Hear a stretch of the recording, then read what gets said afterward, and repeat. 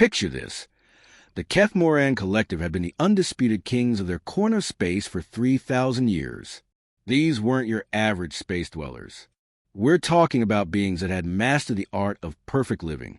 Their cities floated like gorgeous crystal sculptures above massive gas giants, each one a masterpiece of engineering that would make our best architects weep with envy.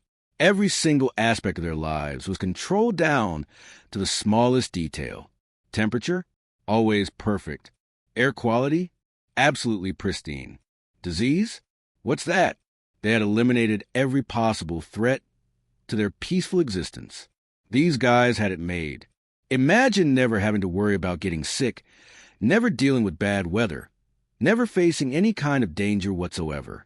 For 3 millennia, the Kethmorans lived in what could only be described as paradise. Their children grew up never knowing fear, never experiencing pain, never having to fight for survival. They were the definition of an advanced civilization, and honestly, they were pretty proud of themselves for it. But here's the thing about perfect worlds. They make you soft. Really soft. The Kethmorans had become so used to their bubble of safety that they had completely forgotten how to deal with real threats. They had fancy technology, sure, but it was all designed for a world where nothing ever went wrong. Their medical facilities were built to handle minor ailments, not catastrophic disasters.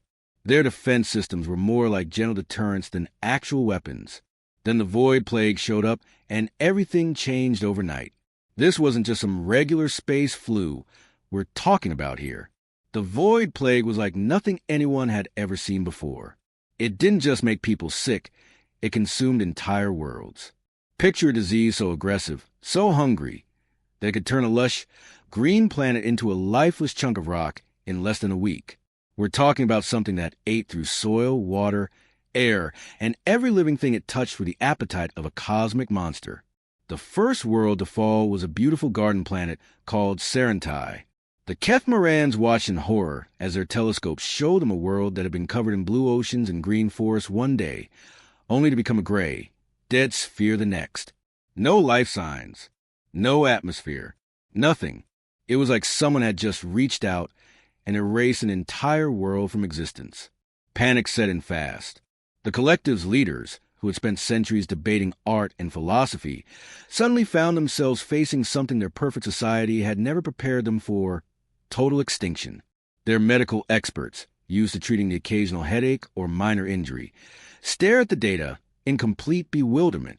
Their scientists, brilliant as they were, had no idea how to fight something this aggressive, so they did what any reasonable civilization would do. They called for help. The emergency beacon that went out across the galaxy was desperate, almost pleading. It reached every major power, every medical organization, every scientific institution they knew. The message was clear. We're facing something that could wipe out all life in the galaxy, and we have absolutely no idea how to stop it. The collective expected responses from the usual heroes. Maybe the Altarian Medical Corps would show up with their advanced healing technologies. Perhaps the analytical science types from Zephyr Prime would arrive with their massive research vessels and careful, methodical approach to solving problems. These were the civilizations known for handling galactic crises with precision and expertise. Days passed. More worlds fell to plague. The Kethmorans watched helplessly as their perfect empire began crumbling at the edges.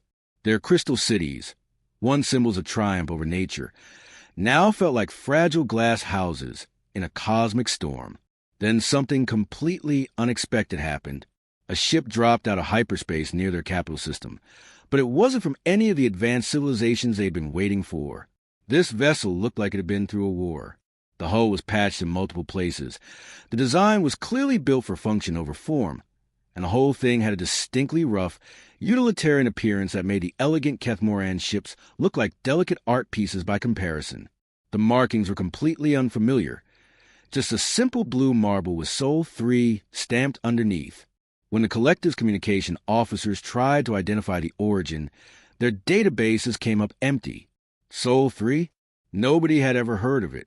When the airlock opened, out stepped beings that looked like they just finished a casual stroll through the worst nightmare imaginable.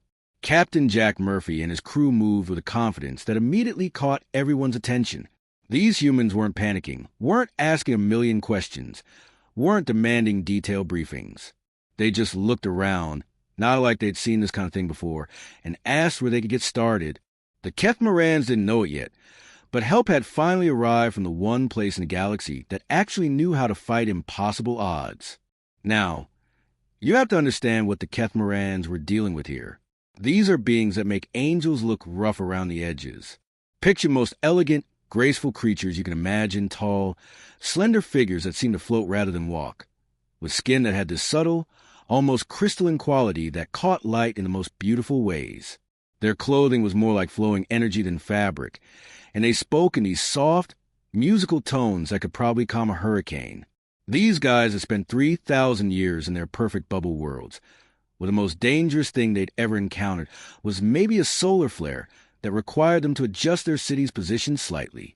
And even then, their automated systems handled it while they sipped their equivalent of tea and discussed poetry, violence, unknown, hardship. What's that? Pain?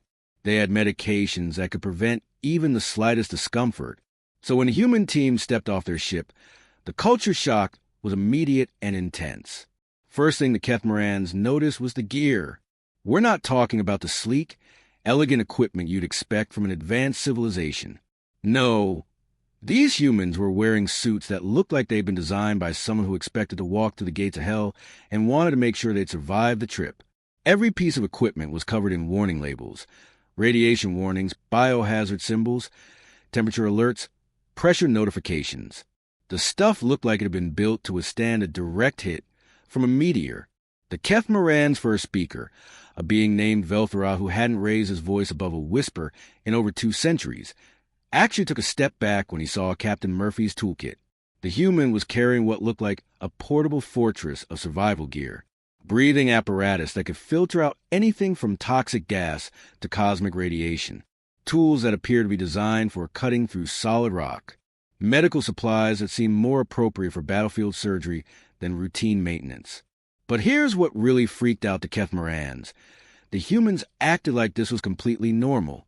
Dr. Beth Collins, their xenobiologist, noticed the stares and just gave a casual shrug. Standard equipment where we come from, she said, like she was talking about packing an umbrella for a rainy day. She was this compact, sturdy-looking woman who moved with the kind of confidence that comes from facing down death on a regular basis and winning every time. When Velthara politely inquired about the heavy-duty nature of their gear, Collins explained that they'd just finished what she called routine atmospheric diving operations. Now, to you and me, that might sound like some kind of extreme sport. To the Kethmarans, who were still processing the concept, Collins patiently explained that they'd been working in a system where the background radiation levels were so high that most known species would have been cooked alive within minutes of arrival.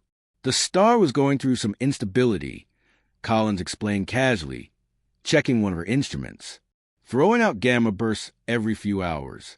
Nothing too serious, but you definitely want proper shielding. She said this like someone describing a minor traffic jam on their morning commute. The human engineer, a guy named Danny Rodriguez, overheard the conversation and laughed. Remember that time we had to work in the Helix Nebula? Now that was toasty. Had to replace our heat shields twice in one day. The other humans nodded and chuckled like this was a fond memory instead of what sounded like a near-death experience. Velthara's mind was reeling. These beings were talking about working in conditions that would have instantly vaporized Kethmoran technology, and they were reminiscing about it like it was a fun weekend trip. He found himself staring at Dr. Collins, trying to understand what kind of evolutionary pressure could possibly produce creatures that treated lethal radiation like a minor inconvenience. "Forgive my curiosity," Velthara said in his musical voice, "but what man or world could shape beings capable of such resilience?" Collins exchanged a look with Captain Murphy, and both humans smiled.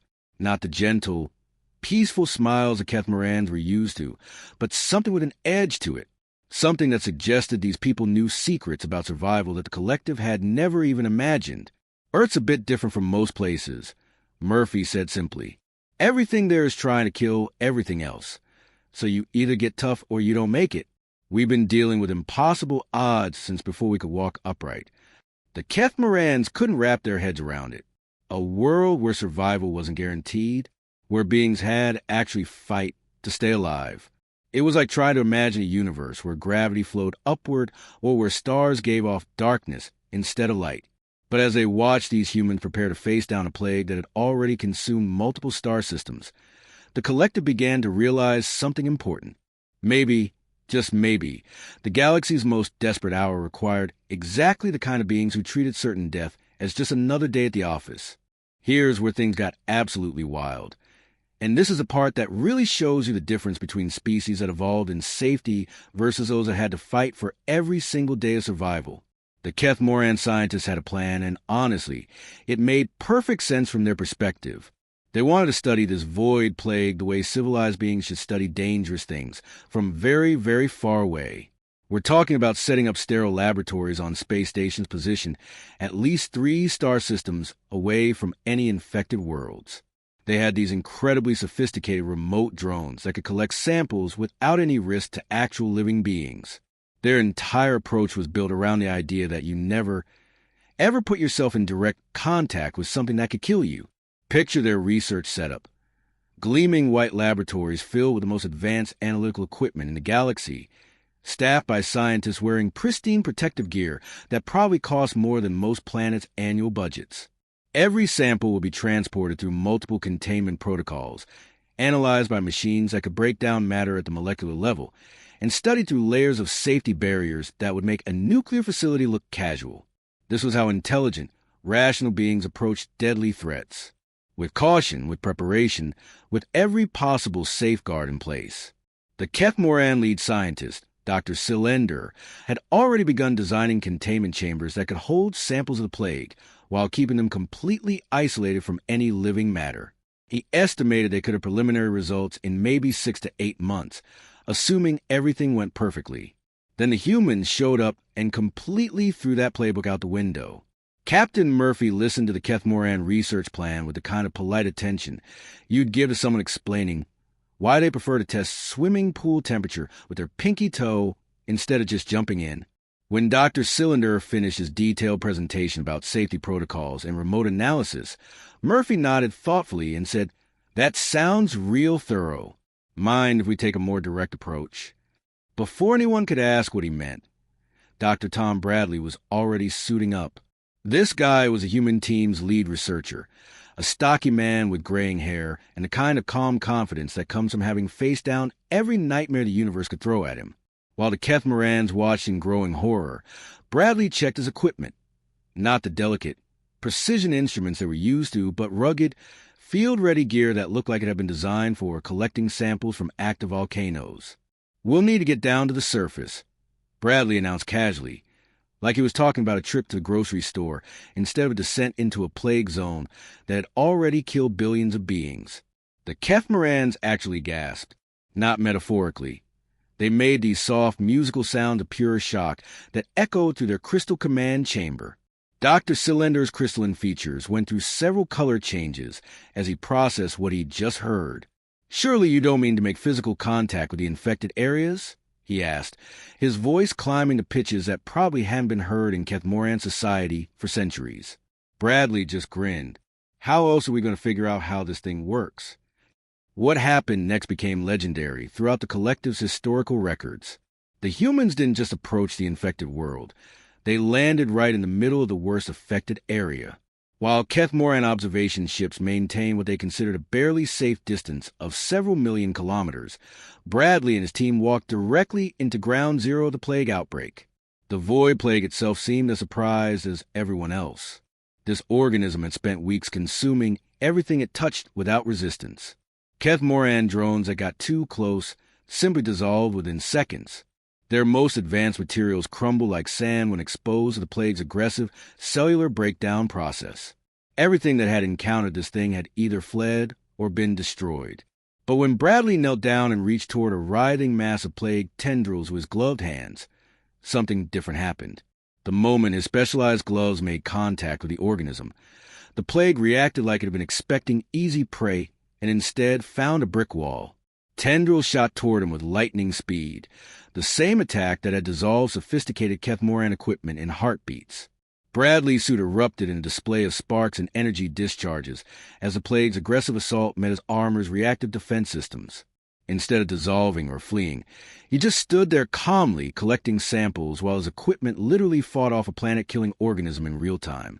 Interesting adaptation, Bradley noted, his voice completely steady as he watched tendrils of cosmic death bounce off of protective gear. He might as well have been examining algae in a pond instead of facing down something that had wiped out entire civilizations. Seems to use some kind of rapid molecular dissolution. Definitely aggressive, but not particularly creative. The other humans nodded, like this was completely normal behavior. Dr. Collins was taking readings on her instruments while standing maybe 3 feet away from active plague growth. Danny Rodriguez was actually taking pictures of the stuff like he was documenting a new species of butterfly. When the stunned Kethmorans finally managed to ask how they could possibly approach such danger so casually, Captain Murphy's explanation changed everything the collective thought they knew about survival. Where we come from, Murphy said simply, running from dangerous organisms just means they'll catch you eventually. Better get up close, figure out how they work, and find their weak spots. We've been doing this dance with deadly things since before we invented fire. Then Dr. Collins made a suggestion that sent shockwaves through the entire Kethmoran collective. She was standing there in the middle of their pristine research facility, surrounded by their most brilliant scientists, when she casually dropped what might have been the most terrifying proposal in galactic history. We should introduce some Earth organisms into controlled test environments alongside the Void Plague, she said, like she was suggesting they add sugar to their coffee. The silence that followed was deafening. Dr. Cylinder's crystalline features went through what could only be described as the alien equivalent of someone's face turning white with horror. The other Kethmoran scientists began making those soft, musical sounds again, but this time they weren't sounds of shock. They were sounds of pure terror. You want to introduce more dangerous organisms? Cylinder finally managed to whisper, into an already catastrophic situation? To understand why the suggestion horrified them so much, you have to remember that the Kethmorans had spent 3,000 years eliminating every possible biological threat from their environment. They didn't just avoid dangerous organisms.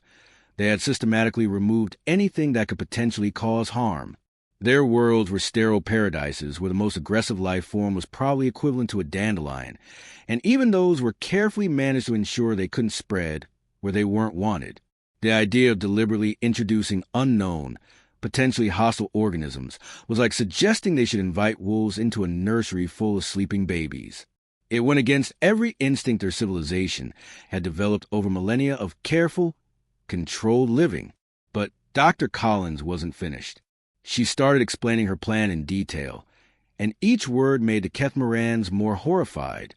She wanted to bring samples of Earth bacteria, fungi, and viruses, microscopic life forms that had been shaped by what she casually called billions of years of biological warfare. See, here's the thing about life on Earth, Collins explained, pulling out containers that made the Kethmoran scientists instinctively step back. Nothing gets to just exist peacefully. Everything is constantly trying to kill everything else, eat everything else, or take over everything else's territory. It's been that way since life first crawled out of primordial soup. She held up a sample container that looked completely ordinary to human eyes, but represented something unthinkable to the collective. Inside were organisms so small they couldn't be seen without magnification. Yet each one was essentially a microscopic warrior that had been forged in an endless arms race of survival. This little guy here, Colin said, indicating one of her samples, has been fighting other organisms for so long that it's developed 17 different ways to break down hostile cellular structures. This one over here has learned how to steal genetic material from its enemies and use it against them. And this beauty, she held up another container, actually gets stronger when other organisms try to attack it. The Kethmorans were struggling to process what they were hearing. Captain Murphy noticed their distress and tried to explain it in terms they might understand better. Think of it this way, Murphy said. You folks have been living in a peaceful neighborhood for thousands of years. Very nice, very safe, but when trouble shows up, you don't know how to handle it. We come from the rough part of town, where everything's been fighting everything else since day one. Our microscopic neighbors are basically tiny gangsters who've been in turf wars since before your civilization existed. The controlled test environment they set up was unlike anything the Kethmorans had ever seen.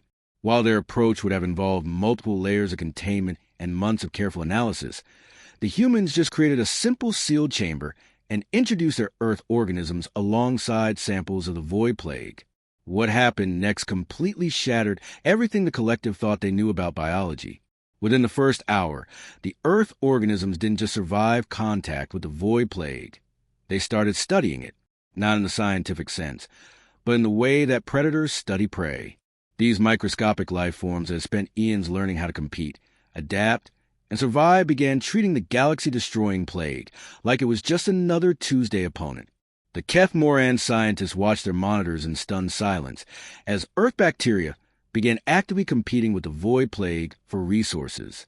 The fungi started developing countermeasures to the plague's aggressive expansion techniques.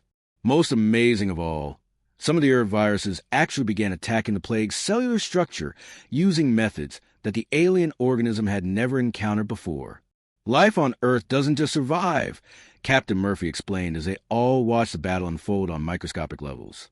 It fights. Everything's trying to kill everything else, so we all got really good at not dying. Plants wage chemical warfare against insects. Bacteria develop resistance to anything that tries to wipe them out. Viruses evolve faster than their hosts can build defenses.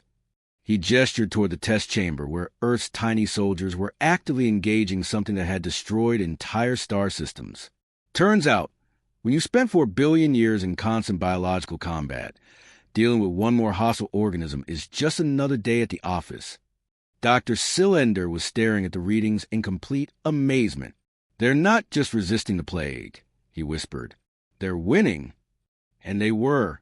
The Earth organisms, shaped by an evolutionary pressure cooker that had never allowed weakness to survive, were systematically outcompeting, outsmarting, and outfighting an alien plague that had seemed unstoppable just hours before. Now came the part that would have been absolutely impossible for any other known species in the galaxy. The lab tests had proven that Earth organisms could fight the Void Plague, but proving something in a controlled environment is completely different from actually implementing it across entire infected star systems. The Kethmorans assumed this would require massive robotic deployment systems, automated drones working from safe distances, maybe even years of careful, remote implementation. The humans had a different idea entirely. We'll need to go down there and see these planets manually, Captain Murphy announced during the planning meeting, like he was talking about planting a garden instead of walking into active plague zones that had already consumed dozens of worlds. The reaction in the Kethmoran Command Center was immediate and intense. Dr. Cylinder actually made a sound that their translators couldn't process, something between a gasp and a musical cry of disbelief.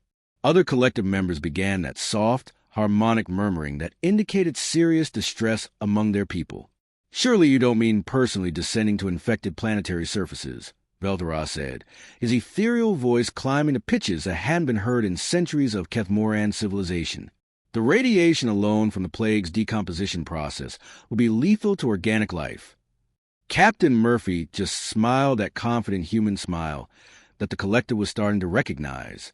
We've got gear for that, he said simply. What the Kethmorans witnessed over the next several weeks completely redefined their understanding of what intelligent life could accomplish. While every other ship in the combined fleet maintained what they considered barely safe distances, we're talking about parking several million kilometers away from infected worlds, the human team prepared for what they casually called surface operations. The powered armor they wore looked like something out of a nightmare. These weren't the sleek, elegant protection suits you'd expect from an advanced civilization. No, this was gear that had clearly been designed by people who expected to walk through the worst conditions imaginable and needed to make absolutely sure they'd walk back out again. The suits were bulky, covered in warning labels, equipped with their own life support systems, and built to withstand conditions that would have instantly killed most known forms of life. Danny Rodriguez, their engineer, was checking his equipment while chatting casually with Dr. Collins about their weekend plans. They were discussing this like it was a routine maintenance job instead of a descent into hell itself. Meanwhile, the Kethmoran observers were practically having nervous breakdowns just watching the preparation. The first deployment was on a world called Nexhari that had been completely consumed by the plague just 3 days earlier. The planetary surface was a writhing mass of hostile organic matter that had dissolved everything from the original ecosystem to the bedrock itself. The Void Plague had turned an entire world into something that looked like a living nightmare, pulsing with aggressive energy that could be detected from orbit. Into this environment, the humans just walked. Picture this scene. Captain Murphy and his team, looking like armored astronauts, calmly strolling across a planetary surface that was actively trying to kill them. The plague tendrils shot toward them constantly, but their suits' defensive systems just sparked and held firm. They carried containers of Earth organisms and deployment equipment, moving with the kind of steady, professional efficiency that comes from having done impossible things so many times that they become routine. Dr. Collins was actually taking notes as she walked, documenting the plague's behavior patterns while standing in the middle of the worst biological disaster in galactic history. Interesting how it responds to our presence, she commented over the comm system. Definitely aggressive, but the attack patterns are pretty predictable once you get used to them. The seeding process itself was almost anticlimactic. They found optimal locations, deployed their Earth organisms, and monitored the immediate results through handheld equipment. Within hours, you could actually see the changes beginning. The aggressive, chaotic growth of the Void Plague started slowing down as Earth's microscopic warriors established their beachheads and began their counterattack. But here's what really amazed the Kethmorans. The humans made it look easy. They worked methodically, calmly, without any sign of stress or fear. When plague tendrils tried to breach their suits, they just adjusted their equipment and kept working. When toxic gases began venting from decomposing plague matter, they checked their air filtration systems and continued their tasks. When the ground beneath their feet started dissolving, they simply moved to more stable areas. Over the following weeks, they repeated this process on 17 different worlds. 17 planets that had been completely consumed by a galaxy-ending plague, and the humans just walked onto each one, did their work, and walked back out. The Kethmoran fleet watched in amazement as world after world began showing signs of recovery. The final infected system was declared clear on a Tuesday afternoon, Galactic Standard Time. The humans received a confirmation while they were having lunch aboard their ship, and Captain Murphy just nodded like he'd been expecting it all along. As the human vessels prepared to leave, the entire Kethmoran collective had gathered to witness their departure. These beings had saved not just their civilization, but potentially all life in the galaxy, and they were heading home like they'd just finished helping a neighbor fix their roof. Captain Murphy's final message to the collective was delivered with typical human simplicity. Give us a call if you need us again. We're used to impossible odds. And with that, the ships from Sol 3 disappeared back into hyperspace, leaving behind a galaxy that would never again underestimate the species from the little blue world that had learned to thrive in hell itself.